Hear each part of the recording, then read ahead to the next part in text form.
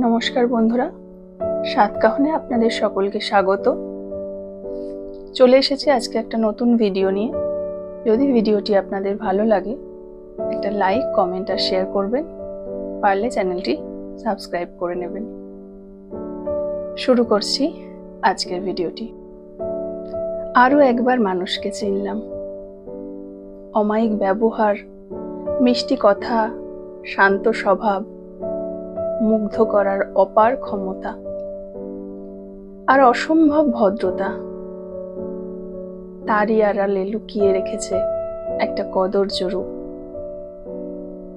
বিশ্বাস করুন, তার এই নিচু মানসিকতা আর অন্তরের কদর্য রূপটা দেখে একটুও অবাক হইনি।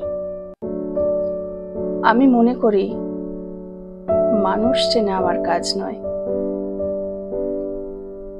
মানুষ কেমন হবে সে নিজে থেকেই ঠিক চিনিয়ে দেবে, তার কাজে, তার ব্যবহারে।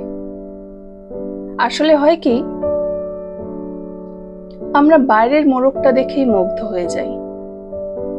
মিষ্টি মিষ্টি করে হেসে কথা বললেই পুরো হৃদয়টাকে দিয়ে ফেলি, চোখ বুজে অন্ধের মতো বিশ্বাস করি।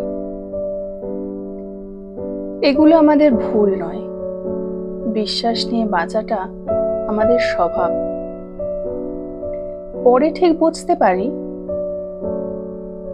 মিষ্টিতে পরিমাণ মতো মিষ্টি থাকলে তবেই মিষ্টি খেতে ভালো লাগে। অতি মিষ্টি কখনোই মিষ্টতা বাড়ায় না, বরং মিষ্টতা নষ্ট করে।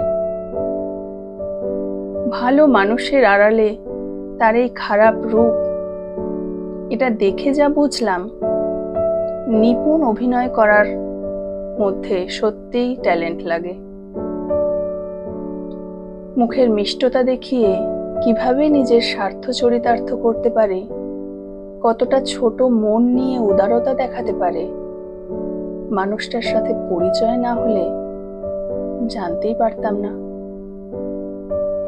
রিয়েল লাইফেই কত বড় বড় অভিনেতা অভিনেত্রীদের সাথে আমরা চলি। এই নিকৃষ্ট মনের মানুষদের জন্য একটুও দুঃখ হয় না। যে মানুষ ভালো অনুভব করালো না, তার জন্য কেন দুঃখ পাবো বলুন তো? সামান্য 2 টাকার জীবনে এমন মানুষকে জমিয়ে রাখা মানেই নিজের ক্ষতি। 2-1 পয়সা করে যদি কেউ খরচ হয়ে যায়, তাকে খরচের খাতাতেই রাখা ভালো। কলমে সরজিৎ ঘোষ, কণ্ঠে রাখি সুর।